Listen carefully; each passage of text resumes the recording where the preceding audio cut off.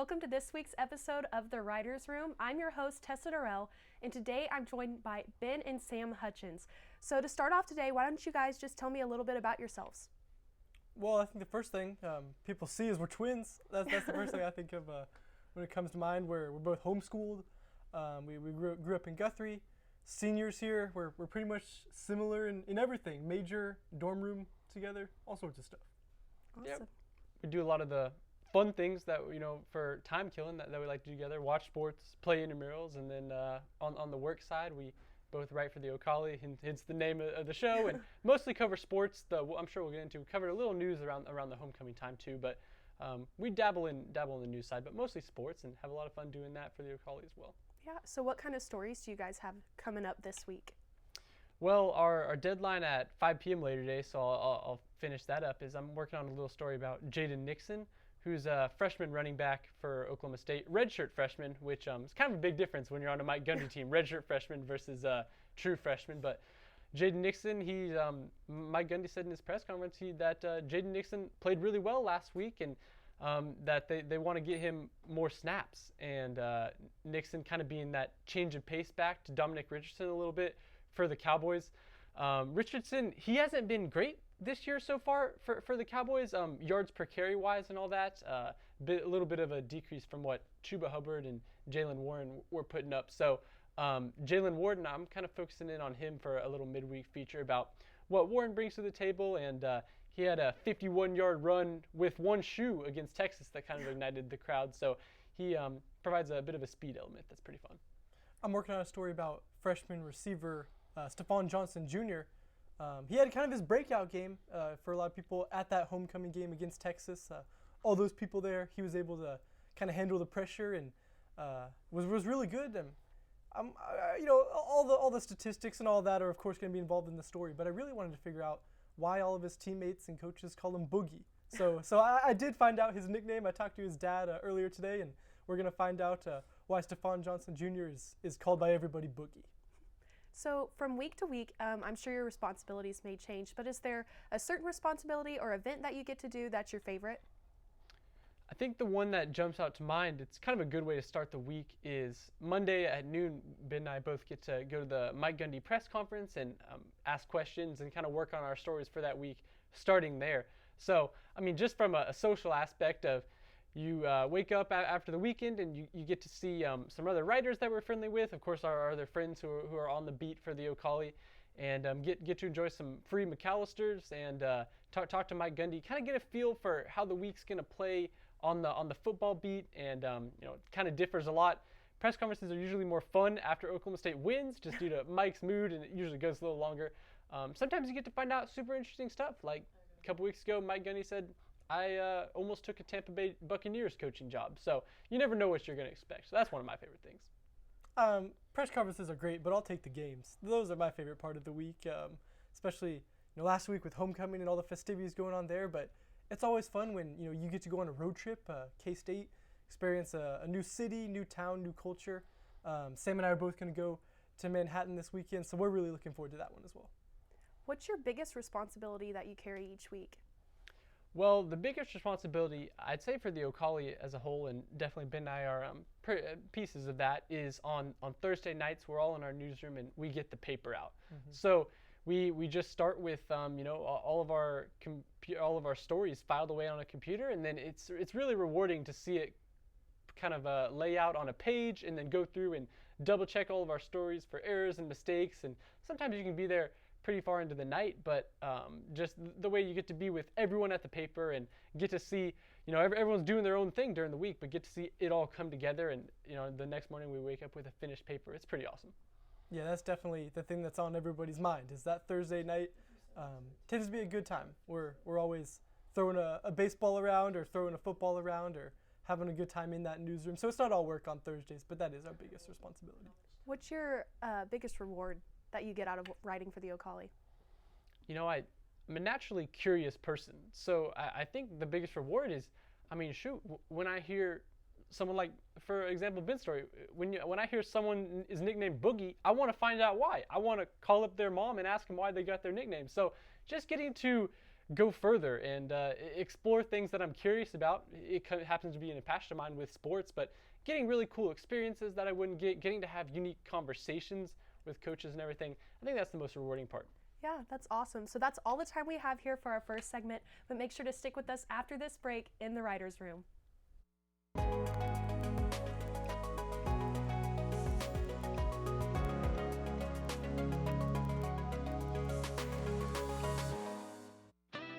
My name is James Ramidi. Fired Up Stilly is the name of the business, and I'm one of the owners.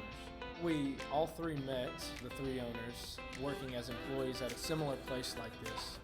What I hope for is for everybody to feel welcome, like family. Not only do I want students to feel welcome to come here and study and use our free Wi-Fi, but also I want adults and families to be able to come in. We've built a connection with a lot of people, and Stillwater's a big community, so we just want to invite everybody to be able to eventually make their way through our doors. Well, definitely the teas, I would say. Most people fall in love with them.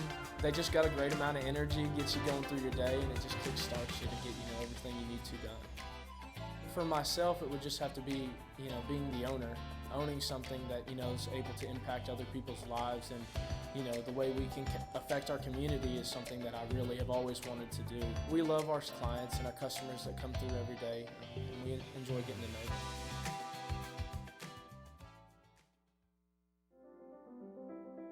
Well, how I got started was my daughter said, "Mama, why don't we rent a booth at the Quarter Horse Show?" And it was very, very good because, when you're giving your jelly away for free, people really do love it. But when you ask them to pay for it, then that's a true test. What makes my product so unique is the Scotch bonnet pepper. And the Scotch bonnet is the Jamaican pepper. And I had lived in Montego Bay, Jamaica for 4 years. So I learned how to handle the pepper and how to cook with it. I always say, you don't do this on your own. I mean, you have so many people that help you along the way. For me and for many of us, that's my name on that jar, and it better be good.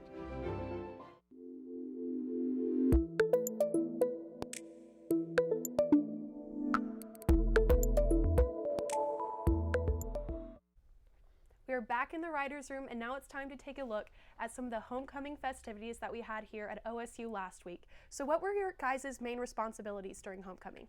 So I went to the Orange Reflection.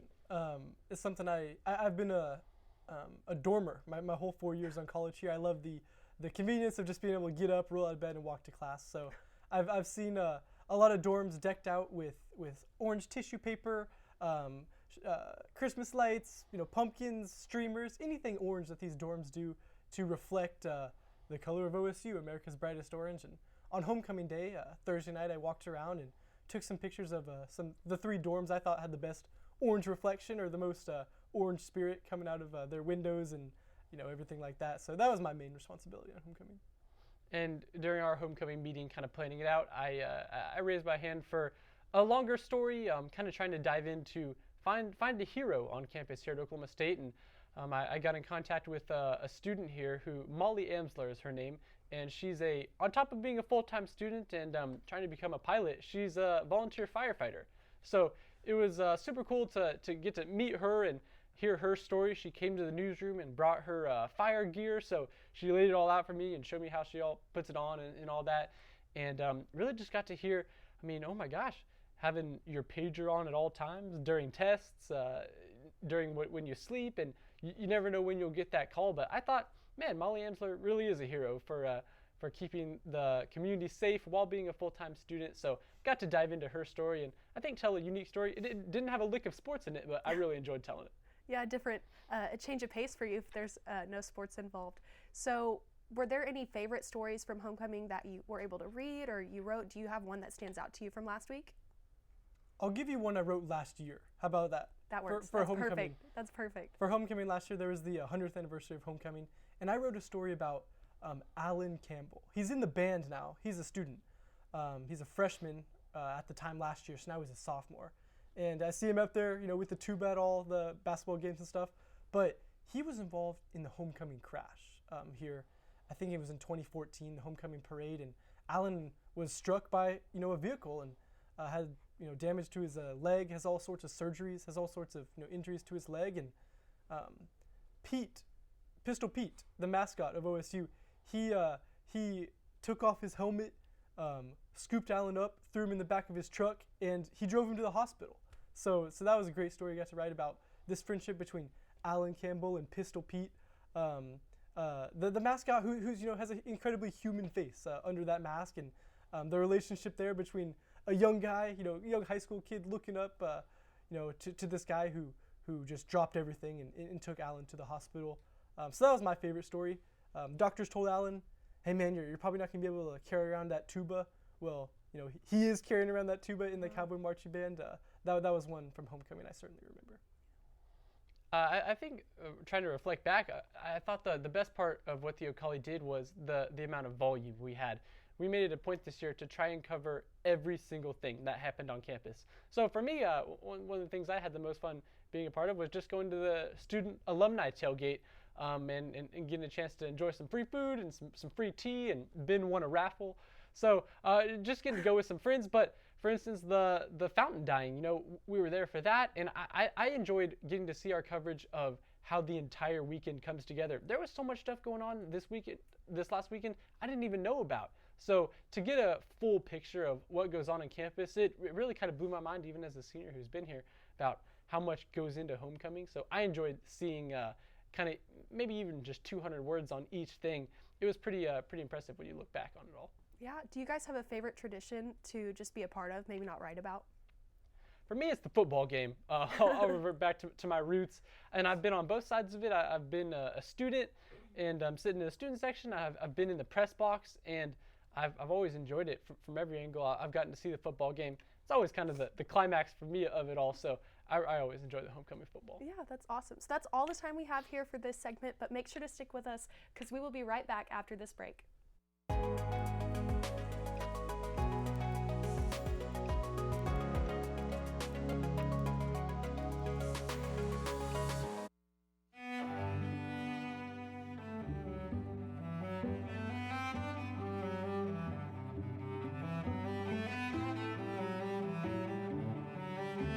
Hi, I'm Shauna here at Where the Buffalo Roam in beautiful downtown Pawnee, Oklahoma. We have a lot of beautiful and unique items for sale in the store, but our number one items are Navajo jewelry, Pendleton blankets, and Consuela.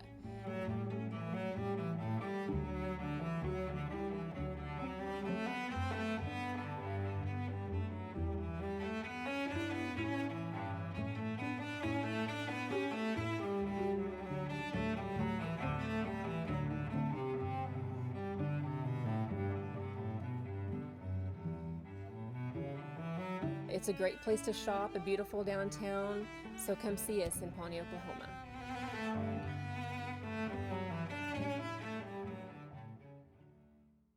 Pecans are staple to Oklahoma. In fact, many of our native pecans come from trees that are older than Oklahoma statehood. My father's the one that got us started into the pecan picking. I was probably 10 or 12 years old, and we started off with one little mechanical picker that you pulled behind a four-wheeler. Then we'd go home at night and we'd clean them on a TV tray. I guess watching my dad work hard when we were young, and people started trusting him and getting more and more groves, we just kept growing.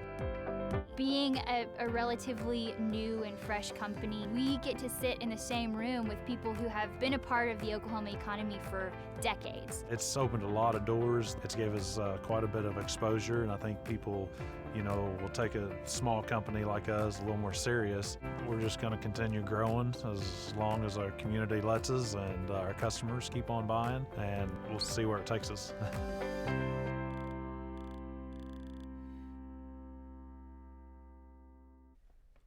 We're back here in the writer's room with Ben and Sam, and now we're going to take a look at some of their future plans. So what do you guys have planned after graduation?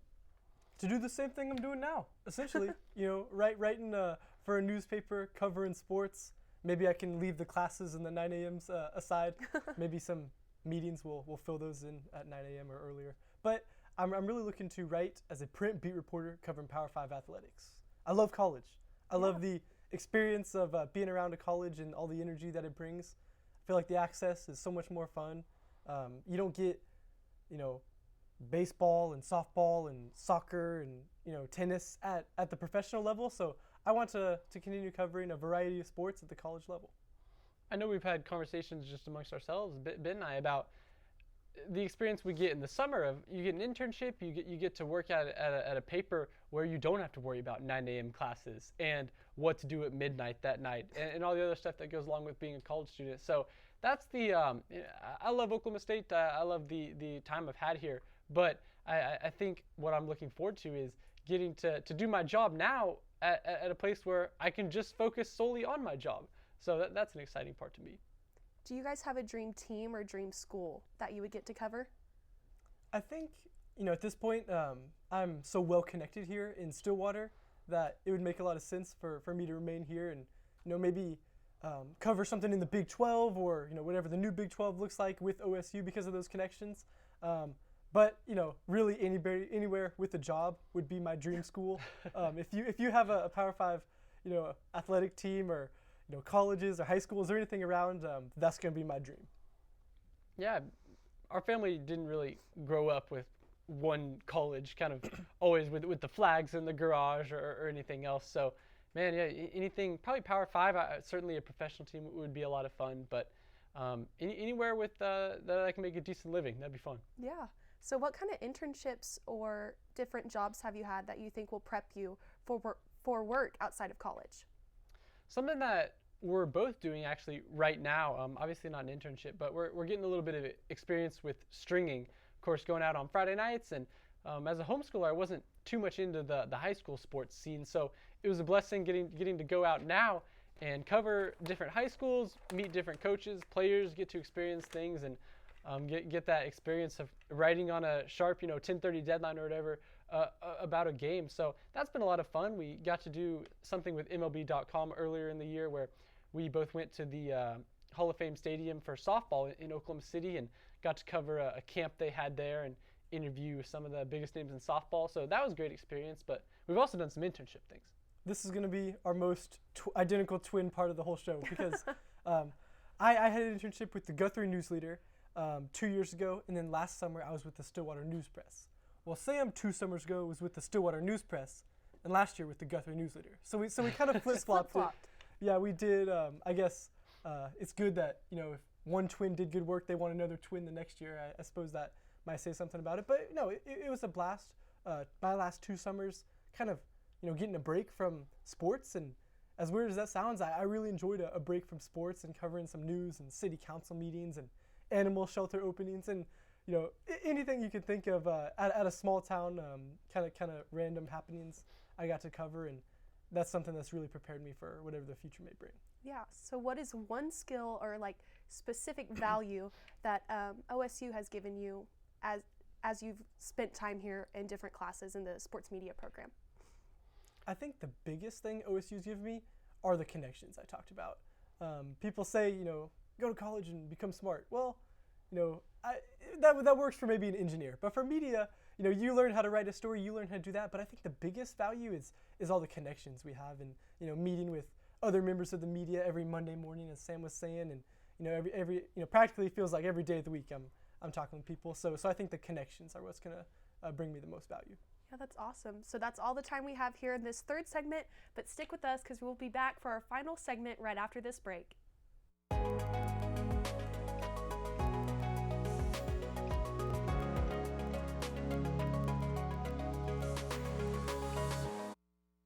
I'm Kristen Hawkins. I went to Oklahoma State University here in Stillwater in '99 to 2004. I've always felt like Stillwater needed more family-friendly things to do, and we have opened up AR Workshop.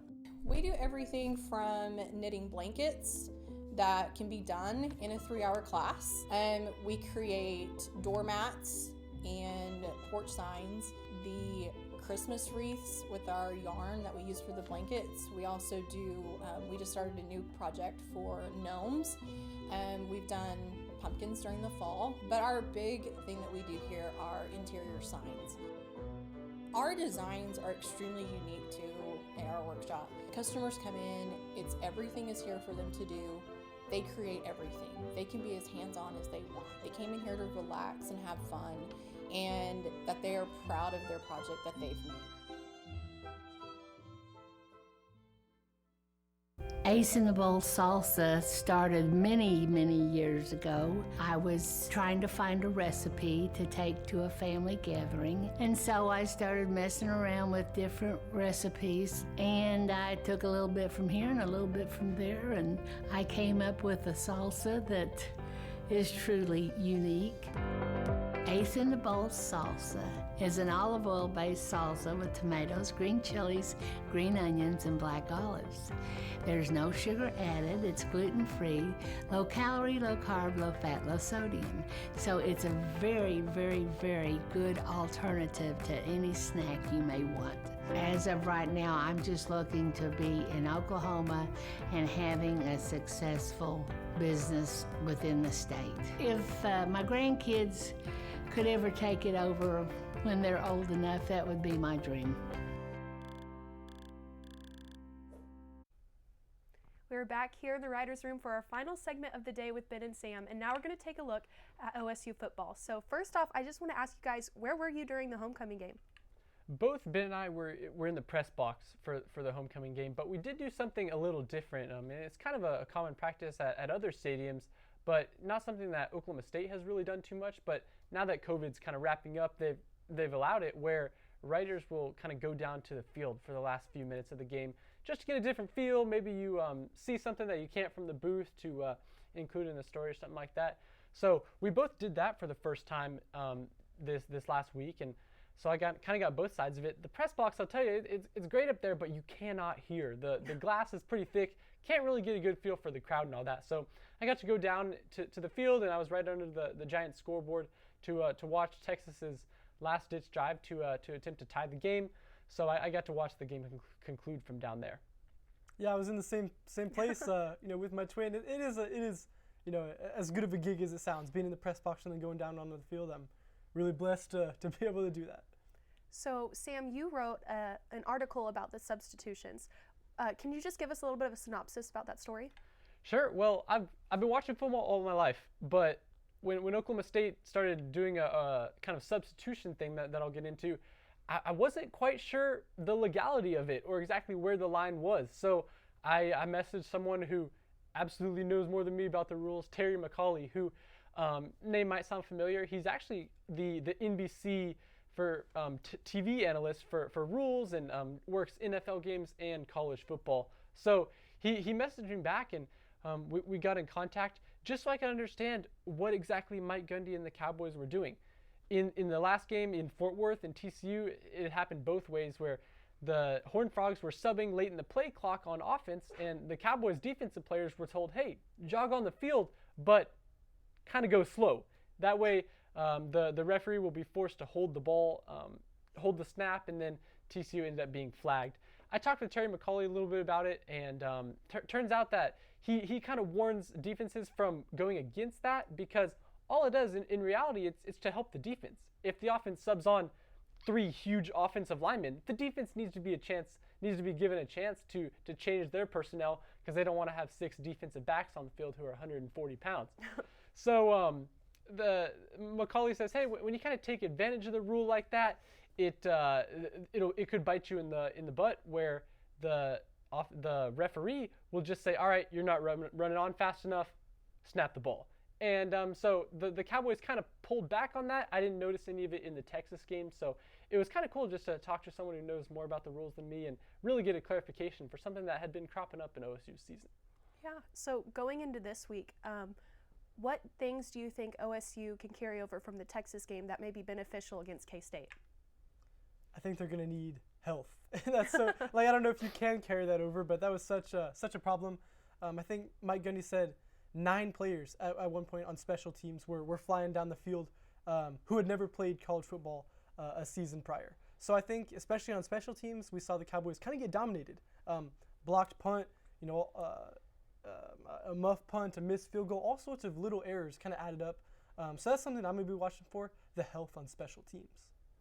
The Cowboys did do a couple things well that they had been struggling. Dominic Richardson punched it in from the 1 a couple of times. The Cowboys' run game had been struggling a little bit. So even though it might not help Richardson's average at all, those 1-yard runs were great runs for him to get through and score 6 for Oklahoma State. And the other thing that the Cowboys did, that Spencer Sanders attempted a career-high 57 passes last week. And while I don't think that's necessarily the game plan that Oklahoma State wants to enforce all the time, I talked with Casey Dunn afterwards, and the offensive coordinator said, that didn't surprise me because we wanted to get the ball out wide, have their linebackers start running and chasing receivers and get tired out to run the ball later in the game. So I think the Cowboys, they'll need to get more balanced against Kansas State, but I think the Sanders showing the ability to throw 57 times when his health has kind of been in question.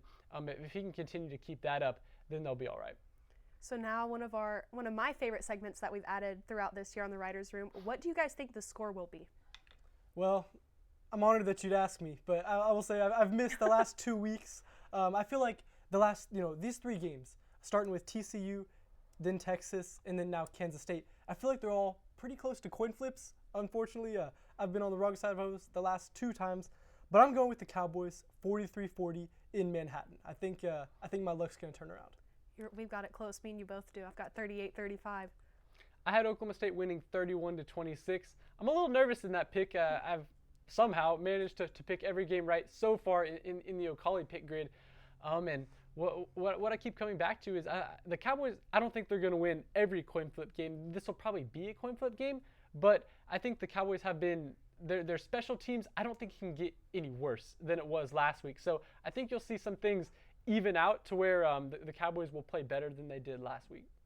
What are some keys going into this game against K-State that the Cowboys will have to keep in mind if they're going to want a victory out of it?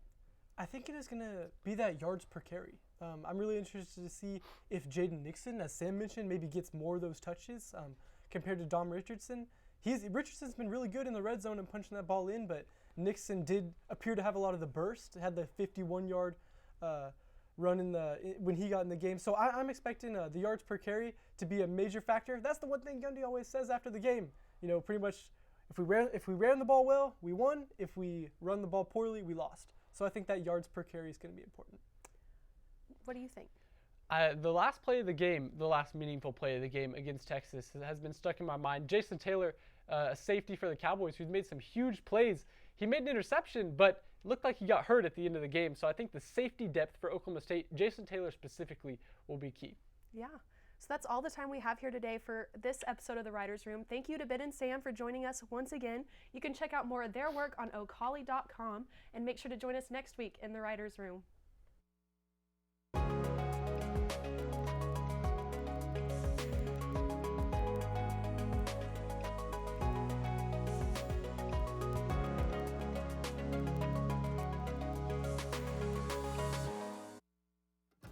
My name's Kayla.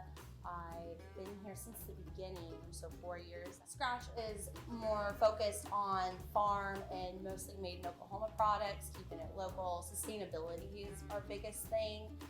That's one of the reasons why this place opened. I've been the chef here at Scratch for 2.5 years. Started here as a line cook. Our food and drinks are a bit separate entities almost inside the restaurant. So the food is now up to 85% of the products we bring in are raised or grown locally. It's all based off of things that I grew up eating in southern Oklahoma, the things my grandparents ate. Fresh food, clean food, organic food, sustainability, that's all of our thing. From front of house to back of house, we're able to maintain both with freshness. But made in Oklahoma means we get it straight from the farms that are 20, 30 minutes, another little county away. We get it straight from them.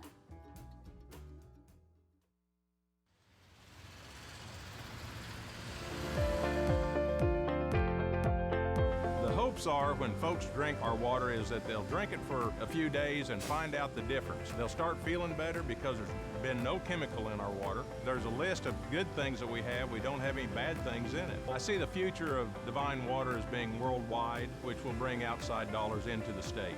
It means a lot to me because I started it, I guess, and our family started it.